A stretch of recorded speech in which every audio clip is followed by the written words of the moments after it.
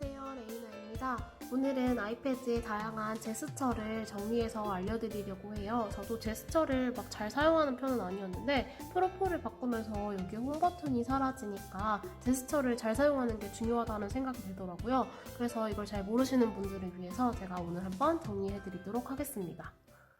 먼저 첫 번째는 펜슬을 활용한 스크린샷 기능인데요. 제가 제일 자주 사용하고 있는 기능이고 너무 만족하고 있는 기능이에요. 펜슬을 잡고 이렇게 왼쪽이나 오른쪽 아래에서 펜슬을 끌어주시면 캡처를 할 수 있는 간단한 기능인데요. 오른쪽에서도 똑같이 이렇게 끌어서 이 화면이 되었을 때 놓아주시면 소리와 함께 캡처가 되는 걸 볼 수 있고요. 이 상황에서 당연히 편집도 가능합니다.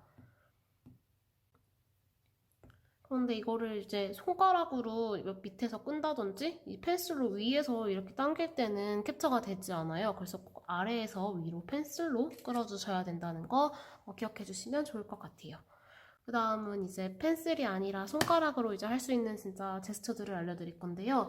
먼저 이 기본 화면에서 할 수 있는 것 중에 오른쪽 맨 윗부분을 내리면 제어 센터가 활성화되는 제스처가 있어요. 한 손가락으로 하는 거고요. 이 상황에서 이제 밝기 조절, 음량 조절이라든지 다양한 설정을 바꿀 수가 있는데요. 이거는 설정에 들어가서 제어 센터에 제어 항목 사용자 파에 들어가면 자기가 원하는 기능만 여기에 가져다 놓을 수가 있어요. 손전등이 필요하면 손전등을 이렇게 플러스하고 스탑워치가 필요 없으면 스탑워치를 제거해서 다시 홈으로 돌아가게 되면 이 제어 센터에 손전등이 활성화가 된 걸 볼 수가 있죠. 이렇게 제어 센터는 내렸다가 다 사용하고 나면 그냥 아무데나 터치해 주시면 되고요.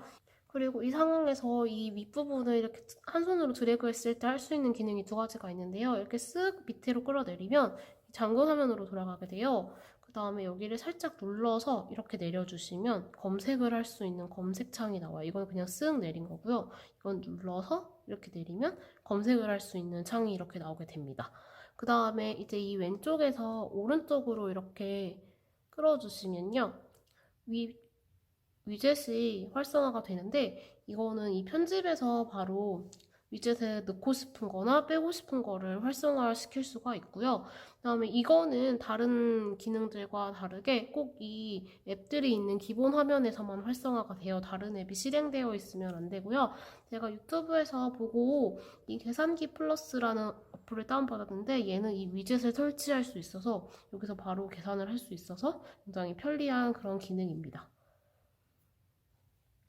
다음으로 이제 홈 화면으로 돌아갈 수 있는 홈 화면으로 돌아갈 수 있는 기능을 알려드릴 건데요. 총 3가지 방법이 있어요. 이제 뭔가 어떠한 어플을 이렇게 활성화시켜서 쓰고 있다가 홈으로 돌아가고 싶을 때 첫 번째로 5손가락을 이렇게 모아주시는 방법이 있는데요. 이렇게 모아주시면 바로 홈 화면으로 오는 걸 볼 수가 있죠.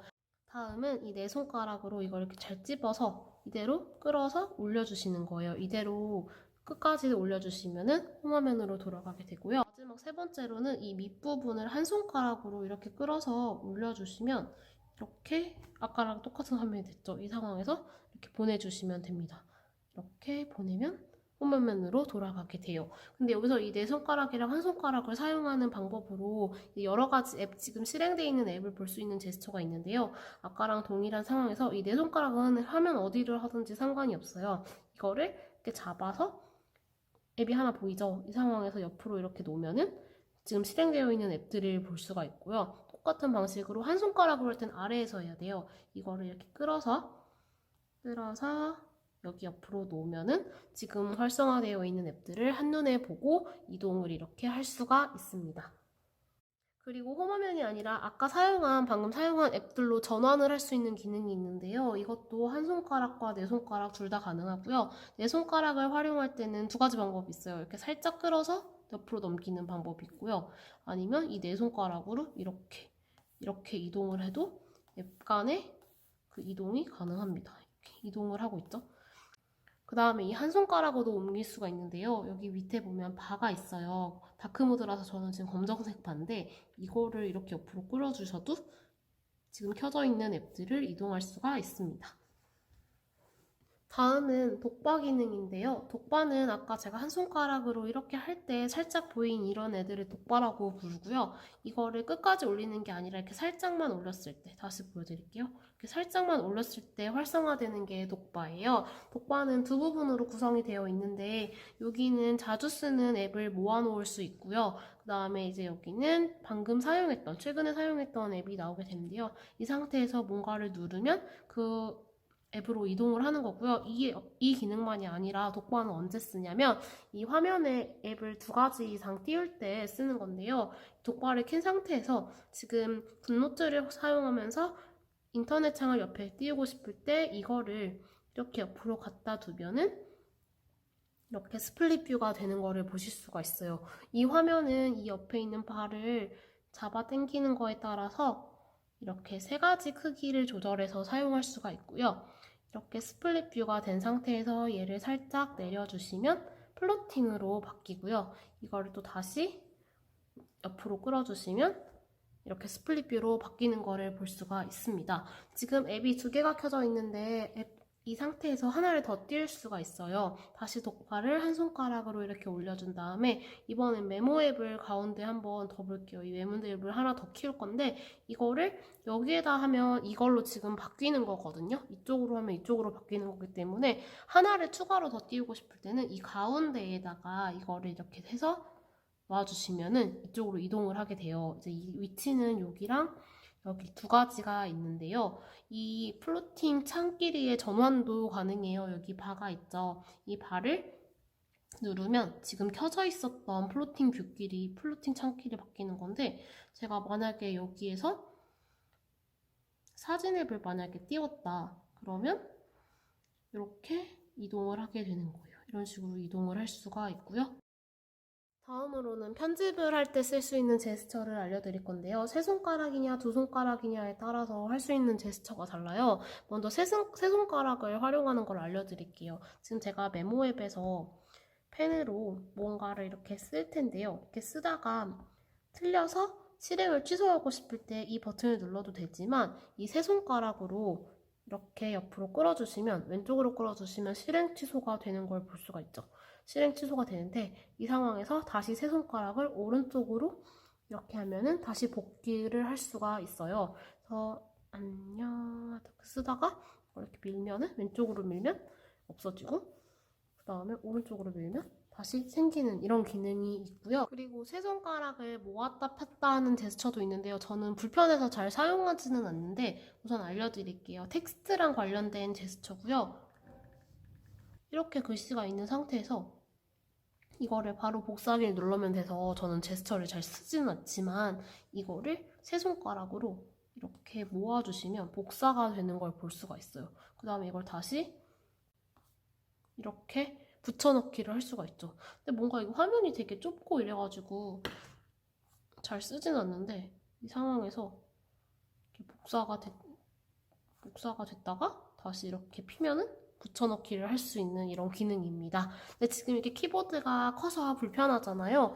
그래서 이거를 줄일 수가 있는데 두 손가락을 가지고 이거를 이렇게 양쪽으로 끌어주시면 이제 작아져요. 이 상황에서는 이거를 이렇게 옆으로 옮기면 복사하기가 조금 편할 수도 있을 것 같기는 해요. 이거를 세 손가락으로 모았다가 여기다가 이렇게 모았다가 이렇게 피면 이렇게 붙여넣기가 지금 된 거를 볼 수가 있죠. 그 다음에 이제 이 화면을 키보드를 작게 했던 걸 키우고 싶으면 다시 두 손가락으로 이렇게 펴주시면 됩니다. 그 다음에 진짜 꿀 기능이 여기에 있는데 두 손가락으로 할 수 있는 마지막 기능이에요. 지금 아이패드를 쓰다 보면 그 텍스트가 되게 불편한 게 이 중간에 어딘가를 찝기가 되게 불편하거든요.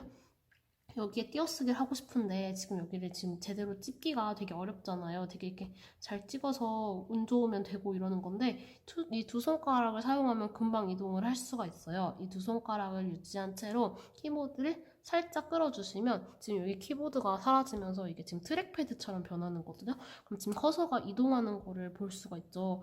그래서 내가 띄어쓰기를 하고 싶은 데에 가서 얘를 이렇게 놔주시면 여기 커서가 이동하는 걸 볼 수가 있고요. 여기서 한번 스페이스바를 누르면 띄어쓰기를 할 수가 있습니다. 그래서 저는 이 트랙패드를 이동할 수 있는 이 기능이 진짜 좋더라고요. 그래서 이거 굉장히 잘 사용하고 있는 기능입니다. 마지막은 잘 모르는 분들도 있을 텐데 그 앱을 저희가 편집하다 보면 이제 폴더에 여러 개를 한 번에 넣고 싶은데 이거를 이렇게 꾹 눌러가지고 하나하나 이동을 하는 게 되게 귀찮을 때가 있잖아요. 이동이 잘 안 되기도 하고. 근데 이걸 한 번에 여러 개 앱을 선택할 수가 있어요. 이거를 꾹 누른 상태에서 이거를 살짝만 옮기면 여기 이렇게 앱 글씨가 사라지거든요. 그 상태에서 이거를 여러 개를 누르면 한 번에 세 개를 다중 선택하는 걸 볼 수가 있고요. 이 상태에서 내가 넣고 싶은 데에다가 바로 집어 넣으면 한 번에 세 가지 앱을 이동할 수 있습니다. 다시 한번 보여드리면 이렇게 꾹 누른 상태에서 살짝 옆으로 밀면 다른 걸 하나씩 클릭할 때마다 같이 선택이 되고요. 이 상황에서 이거를 다시 놓으면 다시 얘네를 폴더 밖으로 빼내게 된 거예요. 그래서 제가 이렇게 제가 알고 있는 제스처들을 한번 다 소개를 해드렸고요. 이거를 잘 활용하셔서 여러분의 아이패드 생활에 도움이 되시길 바랍니다. 그럼 오늘 영상은 여기까지고요. 궁금한 게 있으시면 댓글로 남겨주시기 바랍니다.